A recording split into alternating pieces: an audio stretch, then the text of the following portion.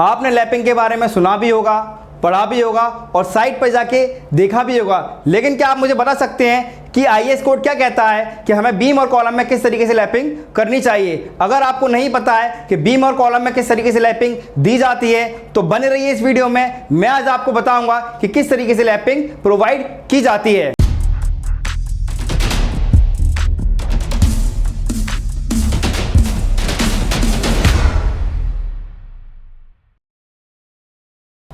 Hello civil engineers, मैं corporate trainer Amit स्वागत करता हूं आपका अपने यूट्यूब चैनल सिविल गुरुजी इंदौर पर, जहां हम आपको बनाते हैं एक बेहतर सिविल इंजीनियर।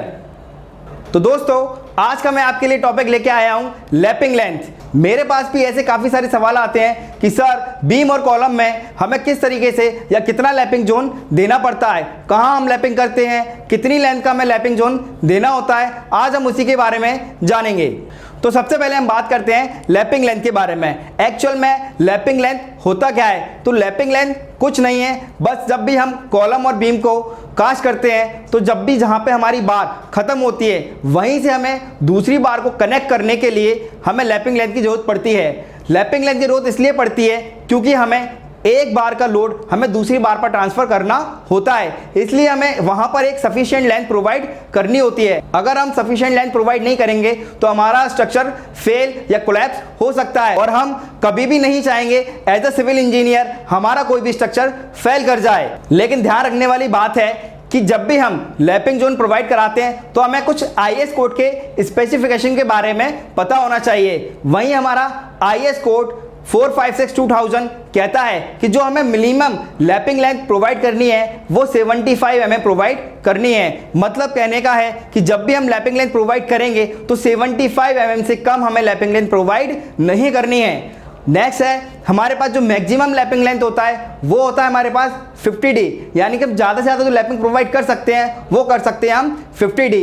और हमारी साइट पर भी ज़्यादातर हमें यही देखने को मिलेगा 50D, लेकिन ये वरे भी करता है। इसका रेंज 24D से लेके 50D भी रहता है, यानी हम 24D से लेके 50D तक कर सकते हैं इसका लैपिंग लेंथ। लेकिन इसमें डी क्या है? तो डी को हम यहाँ पे बोल सकते हैं स्मॉलर डाया ऑफ दी बार, यानी अगर हम लैपिंग सेम डाया की बार का लैपिंग कर रहे हैं तो इसमें तो कोई प्रॉब्लम नहीं है, हम डायरेक्टली भी इसमें जो भी हमारा बार का डाया है हम उसे रख के उसकी लैपिंग लेंथ निकाल सकते हैं। लेकिन हमारे पास दो डिफरेंट साइज के बार हो तो हम इसमें लैपिंग लेंथ कैसे निकालेंगे, यानी किस बार का कंसिडर करेंगे? तो मैंने आपको बताया है हम लेने वाले हैं smaller bar of the dia, यानी कि जो भी हमारे स्मॉलर डाई की बार होगी हम उसका इसमें डी कंसीडर करने वाले हैं। नेक्स्ट आपको मैंने डायग्राम बना के बताया है कि हम किस तरह से लैपिंग लेंथ प्रोवाइड करते हैं। जैसा मैंने आपको बताया था एज अ सिविल इंजीनियर जब भी हम साइट पर जाएंगे तो हमें ज्यादातर जो मैक्सिमम केस में देखने को मिलेगा वो हमें लैपिंग लेंथ देखने को मिलने वाली है 50D। डायग्राम में आप लोग देख सकते हैं जैसे हमने एक बार स्टार्ट की वैसे ही हमारी एक बार यहाँ खत्म हो जाती है।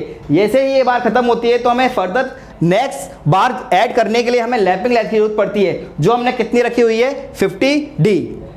नेक्स्ट हम बात करते हैं कि हम कॉलम में लैपिंग लेंथ कैसे प्रोवाइड कराते हैं। तो कॉलम में लैपिंग लेंथ प्रोवाइड करने के लिए कुछ स्पेसिफिकेशन होते हैं जो हमें एज अ सिविल इंजीनियर अपने माइंड में याद रखने होते हैं। तो पहला स्पेसिफिकेशन दिया गया है इसमें कि जब भी हम कॉलम के अंदर लैपिंग लेंथ प्रोवाइड करने वाले हैं तो वो ऑलवेज हम कॉलम के सेंटर पॉइंट में प्रोवाइड करेंगे। ऐसा करते क्यों है? ऐसा करने का कारण है कि कॉलम के सेंटर पॉइंट में बेंडिंग मूवमेंट 0 होता है, इसलिए जब भी हम कॉलम की लैपिंग लेंथ प्रोवाइड कराते हैं तो वो हम हमेशा कॉलम के सेंटर में प्रोवाइड कराते हैं। नेक्स्ट इसका क्राइटेरिया है कि जब भी हम लैपिंग लेंथ कराएंगे तो उसे हमें अल्टरनेट डिस्टेंस पे कराना है, और ये अल्टरनेट डिस्टेंस कितना होता है? ये होता है हमारा 1 मीटर, यानी कि अगर हमारा एक बार 1 मीटर ज़्यादा हाइट पर रखना है, दूसरा बार उससे कम हाइट पर 1 मीटर, तीसरा बार 1 मीटर हाइट, फिर चौथा बार 1 मीटर लो, यानी अगर हमारे पास एक ऐसा कॉलम है जिसमें 8 बार हैं, जिसमें हमारे 4 मेन बार होंगे और 4 डिस्ट्रीब्यूटेड बार होंगे। अगर 4 मेन बार का हाइट हम 1 मीटर ज़्यादा रखेंगे तो हमें डिस्ट्रीब्यूटेड बार का 1 मीटर हाइट कम रखना होगा। इसी तरीके से हमें लैपिंग लेंथ प्रोवाइड करानी है। मैंने आपको इसमें डायग्राम के थ्रू भी बताया गया है, इसमें डायग्राम आप देख सकते हैं कि यहाँ पर लैपिंग लेंथ सेम जोन में प्रोवाइड कर दी है, जो कि बिल्कुल गलत है। हमें लैपिंग लेंथ हमेशा इवन और पोजीशन में प्रोवाइड करनी चाहिए।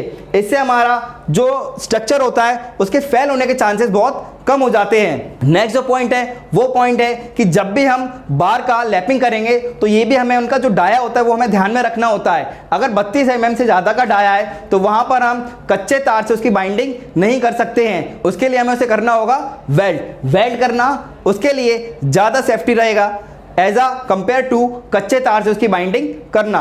नेक्स्ट है हमारे पास पॉइंट कि जब भी हम कॉलम में लैपिंग प्रोवाइड करेंगे तो उसके ऑलवेज जंक्शन पॉइंट से, यानी ये वाले जंक्शन पॉइंट से और ये वाले जंक्शन पॉइंट से हमें L/4 डिस्टेंस छोड़कर ही उसका लैपिंग प्रोवाइड करना है। ये हमें एज अ सिविल इंजीनियर याद रखना है। और जब भी हम साइट पर जाएंगे तो हमें ये चेक करना है, ये अपनी चेक लिस्ट में चेक करना है कि जो हमने लैपिंग प्रोवाइड की है वो हमारे L/4 डिस्टेंस से ऊपर ही होनी चाहिए। नेक्स्ट हम बात करते हैं लैपिंग लेंथ इन बीम, यानी जब भी हम बीम में लैपिंग लेंथ प्रोवाइड करेंगे तो उसका क्राइटेरिया कॉलम से थोड़ा सा अलग होता है। तो देखते हैं हम इसमें सबसे पहले मैं आपको एक बताऊंगा डायग्राम।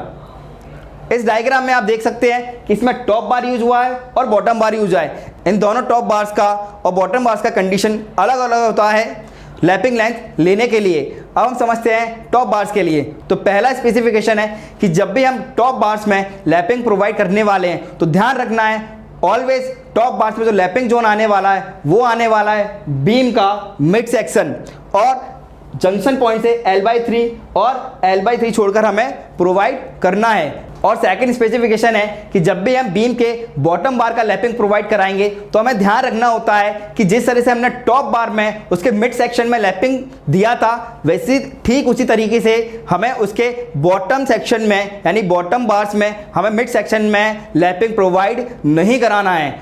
उस जगह हमें लैपिंग प्रोवाइड करना है उसके जंक्शन पॉइंट से L/4 और जंक्शन पॉइंट से L/4 की दूरी पर हमें लैपिंग प्रोवाइड करना होता है। नेक्स्ट पॉइंट है बीम की स्टिरअप्स का, यानी जब भी हम बीम में स्टिरअप्स प्रोवाइड करने वाले हैं तो उसका कुछ केस होता है, उसकी कुछ कंडीशंस होती हैं।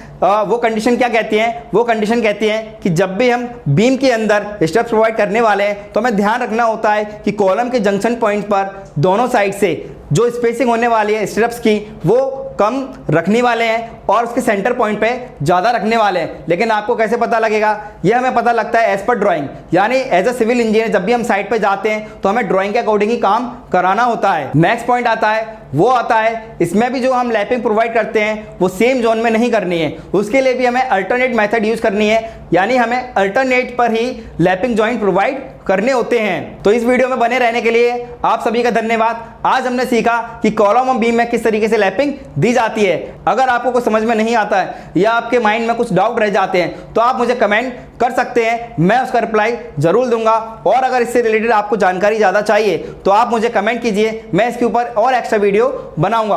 अगर आपको भी इस तरह की जानकारी चाहिए और इस तरह का नॉलेज चाहिए तो आप हमारे इंस्टीट्यूट से जुड़ सकते हैं। हम ऑफलाइन ट्रेनिंग प्रोवाइड कराते हैं। अगर आपको भी ऑफलाइन ट्रेनिंग ज्वाइन करना है तो आप अभी कॉल कीजिए 9110001234 पर, जहां हम आपको बताएंगे कैसे एक सिविल इंजीनियर का काम होता है और आपको बनाएंगे एक बेहतर से बेहतर सिविल इंजीनियर। धन्यवाद।